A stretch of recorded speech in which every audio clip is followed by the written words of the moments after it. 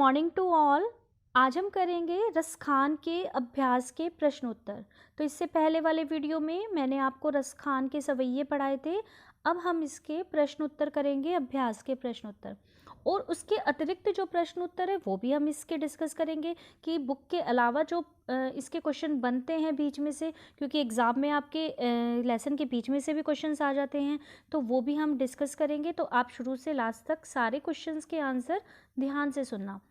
तो पहला प्रश्न है आपका, वृजभूमि के प्रति कवि का प्रेम किन किन रूपों में अभिव्यक्त हुआ है।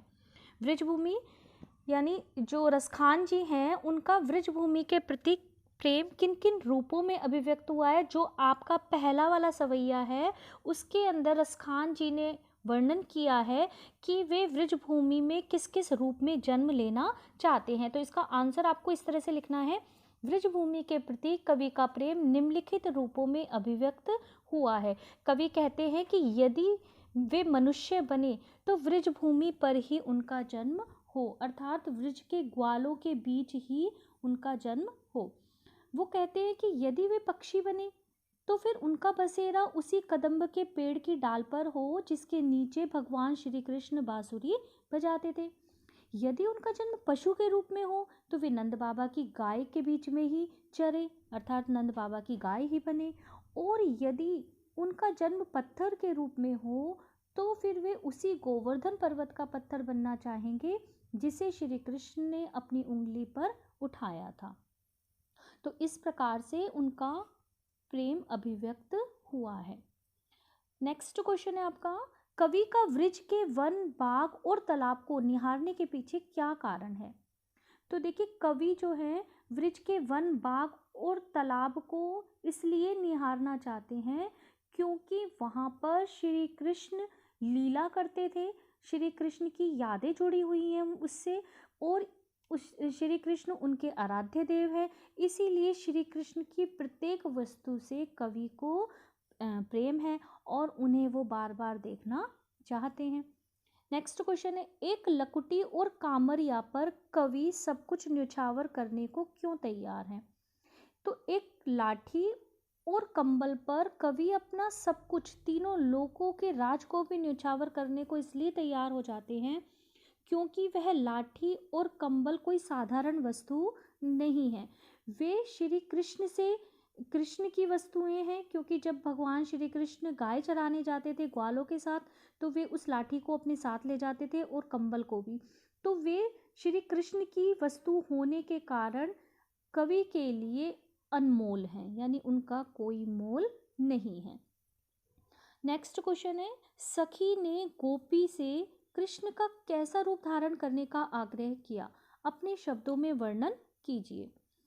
तो देखिए, सखी ने गोपी से कृष्ण का मनमोहक रूप धारण करने के लिए कहा, अर्थात वैसा ही रूप धारण करने के लिए कहा जैसा भगवान श्री कृष्ण धारण करते हैं, अर्थात अपने सर के ऊपर मोर पंख वाला मुकुट लगाने को कहा, गले में कुंज की माला पहनने के लिए कहा, और पीले वस्त्र धारण करने के लिए कहे, और हाथ में लाठी और कामरिया, कंबल लपेटकर गायों को लेकर ग्वालों के साथ गाय चराने के लिए कहा, अर्थात वे सारा रूप धारण करने को कहा जैसा श्री कृष्ण करते हैं, या फिर जो जो श्री कृष्ण को अच्छा लगता है वो सारी चीज़ें करने के लिए कहा।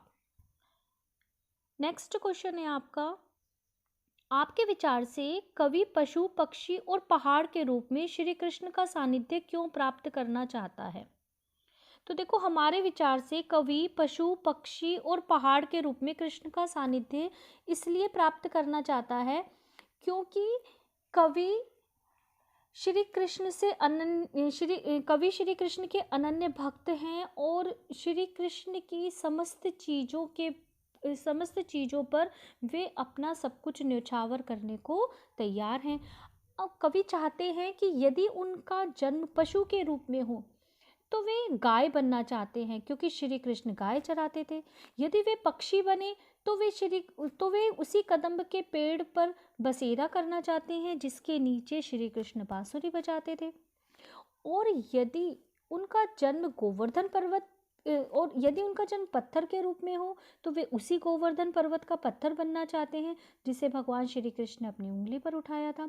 तो इस प्रकार से हर रूप में वो श्री कृष्ण का सानिध्य प्राप्त करना चाहते हैं, यानी उनसे जुड़ी हुई वस्तुओं के समीप ही रहना चाहते हैं, चाहे वो पत्थर बने, पशु बने या फिर पक्षी बने। अब नेक्स्ट है आपका क्वेश्चन नंबर 7, भाव स्पष्ट कीजिए। तो पंक्ति का भाव बताना है आपको कि इस पंक्ति का क्या अर्थ है। कोटिक एकल ध्योत के धाम, करील के कुंजन ऊपर वालों।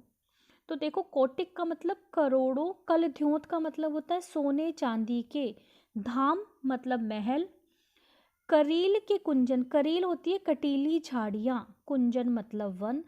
तो इस पंक्ति का भाव यह है कि कवि रसखान कहते हैं कि अगर उन्हें कांटेदार झाड़ियाँ मिल जाएं जो श्री कृष्ण से जुड़ी हुई है, जहाँ पर श्री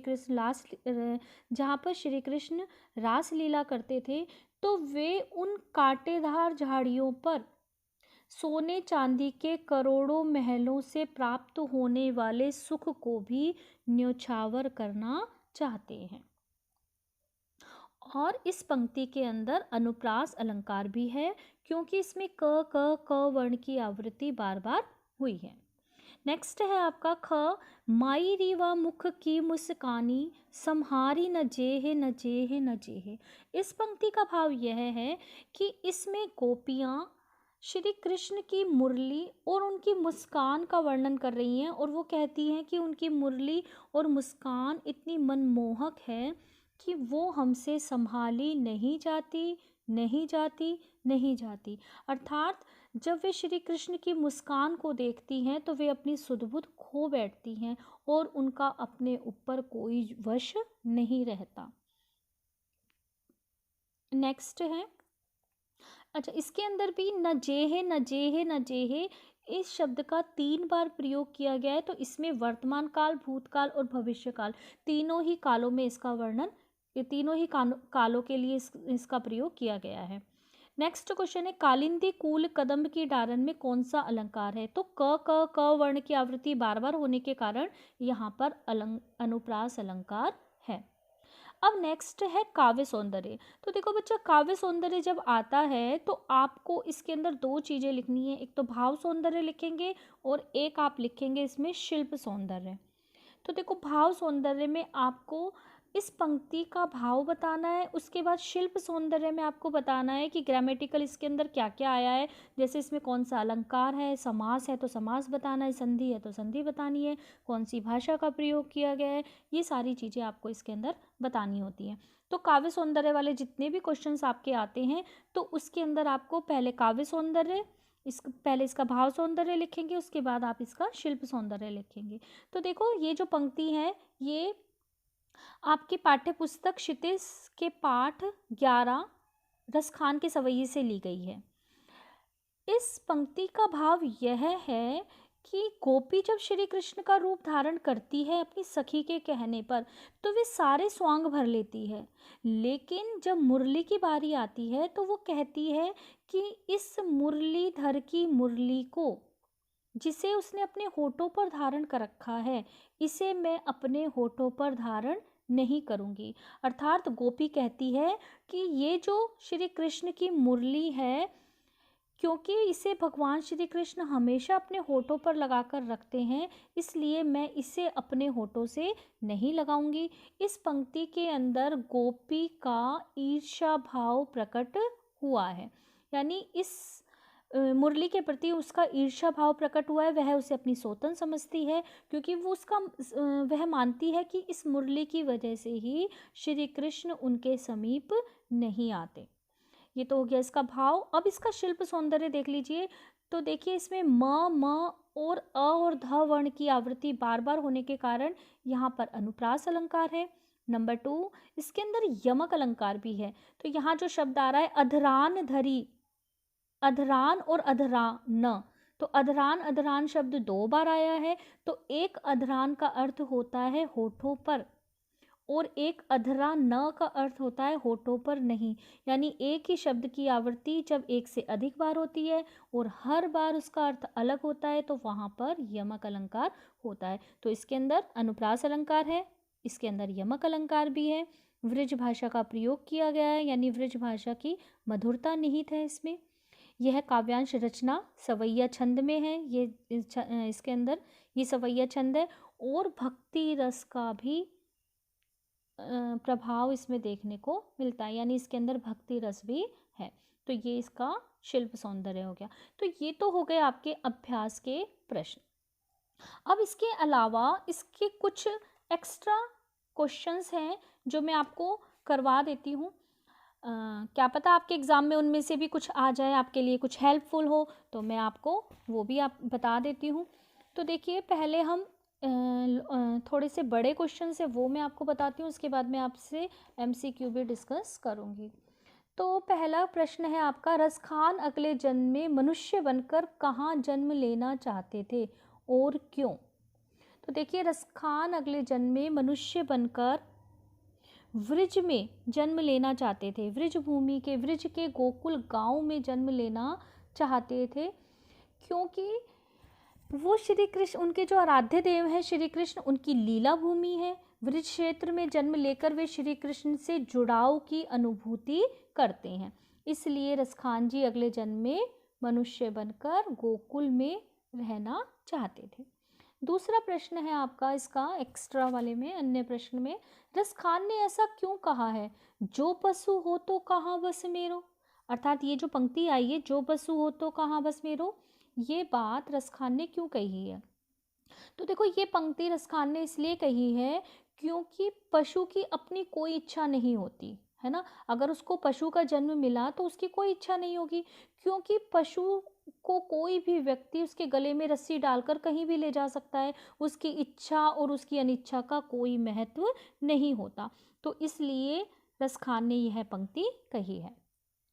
अब नेक्स्ट क्वेश्चन है, कवि किस गिरी का पत्थर बनना चाहता है और क्यों?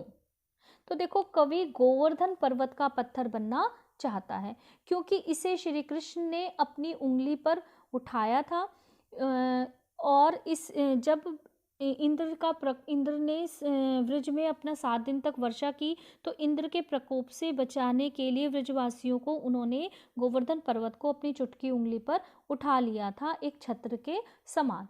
तो इसीलिए कवि उसी गोवर्धन पर्वत का पत्थर बनना चाहता है। नेक्स्ट क्वेश्चन है, कालिंदी कूल कदम्ब की डारन, पंक्ति का भाव स्पष्ट करते हुए बताइए कि कवि ने इसका उल्लेख किस संदर्भ में किया है। तो देखिए, कालिंदी कूल कदम्ब की डारन पंक्ति का अर्थ है कि यमुना नदी के किनारे स्थित कदम्ब के पेड़ की डाल पर कवि बसेरा करना चाहते हैं, जिस पेड़ के नीचे भगवान श्री कृष्ण बांसुरी बजाते थे।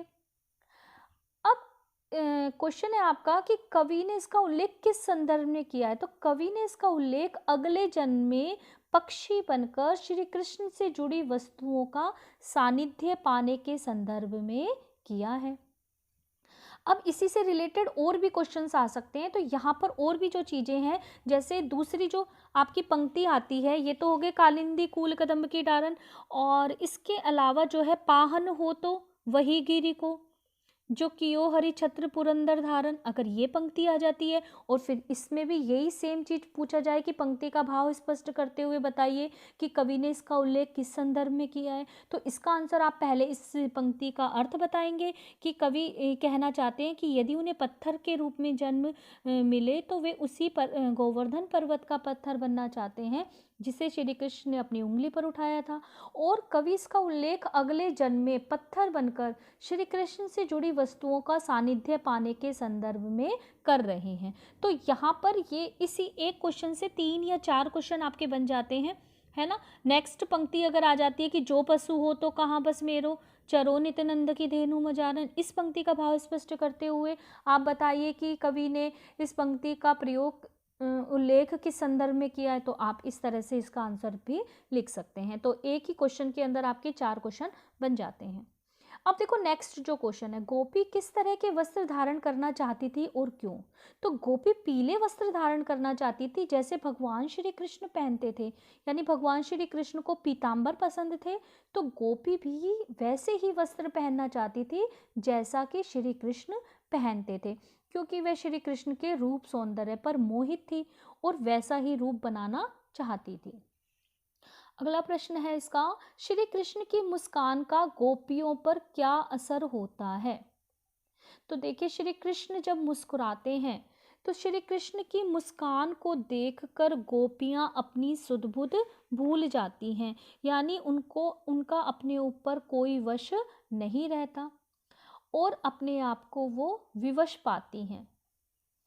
नेक्स्ट है, श्री कृष्ण और उनसे जुड़ी वस्तुओं का सानिध्य पाने के लिए कवि क्या क्या त्यागने को तैयार है? तो श्री कृष्ण और उनसे जुड़ी वस्तुओं का सानिध्य पाने के लिए कवि तीनों लोकों के राज को न्यौछावर करने के लिए तैयार हैं, आठों सिद्धि और नवों निधि से प्राप्त होने वाले सुख को भूल जाना चाहते हैं वो नंद बाबा की गाय चराने के लिए, और करोड़ों सोने चांदी के महलों को भी करील के कुंजों के ऊपर न्यौछावर कर देना चाहते हैं। तो ये तो हो गए आपके एक्स्ट्रा जो प्रश्न बनते हैं। अब देखिए और भी इसके जो प्रश्न हैं वो देख लीजिए। जैसे ये पंक्ति आई है, या मुरलीधर की अधरान धरी अधरान धरूंगी। ये जो पंक्ति आई है आपकी, या मुरलीधर की अधरान धरी अधरान धरूंगी, इस पंक्ति में गोपी की किस मनोभाव का पता चलता है? तो देखो, मुरली के प्रति ईर्ष्या, मुरली के प्रति सौतन का भाव, मुरली के प्रति शत्रुता, या फिर उपयुक्त सभी कथन सही है? तो आप देखो, सोचो और बताओ कि क्या ये सारे ऑप्शन सही हैं? हाँ, ये सारे ऑप्शन सही हैं। नेक्स्ट, पक्षी बनने पर कवि कहाँ बसेरा बनाना चाहता है? तो पक्षी बनने पर कवि यमुना नदी के किनारे कदम्ब के पेड़ की डाल पर बसेरा करना चाहता है। सिद्धियां कितनी मानी गई हैं? तो देखो, आठहु सिद्धि नवोनिधि, तो सिद्धियां कितनी है? 8, तो सिद्धियां 8 मानी गई हैं। व्रज की कांटेदार झाड़ियों पर कवि क्या न्यौछावर करने को तैयार है? तो वृक्ष की कांटेदार झाड़ियों पर कवि करोड़ों सोने चांदी के महलों को न्यौछावर करना चाहता है। गोपियों से क्या नहीं संभाली जाती? तो गोपियों से श्री कृष्ण की मधुर मुस्कान संभाली नहीं जाती है। काले ही कौकित नो समझे है, पंक्ति में अलंकार है, काले ही कौकित नो समझे है, तो इस पंक्ति में अनुप्रास अलंकार है। क वर्ण की आवृत्ति बार बार हो रही है। गोपी कृष्ण की मुरली को अपने अधरों से क्यों नहीं लगाना चाहती? तो देखो, वो अपनी मुरली को अपने होठों पर इसलिए नहीं लगाना चाहती क्योंकि वो मुरली को अपनी सौतन समझती है। सखी के कहने पर गोपी क्या क्या स्वांग भरती है? तो देखो, सखी के कहने पर गोपी कृष्ण जैसे कपड़े पहनती है, अपने सर के ऊपर मोर के पंख का मुकुट पहनती है, गले में कुंज की माला भी पहनती है, तो ये सारे स्वांग वो भरती है। रसखान अपनी आंखों से क्या देखना चाहते हैं?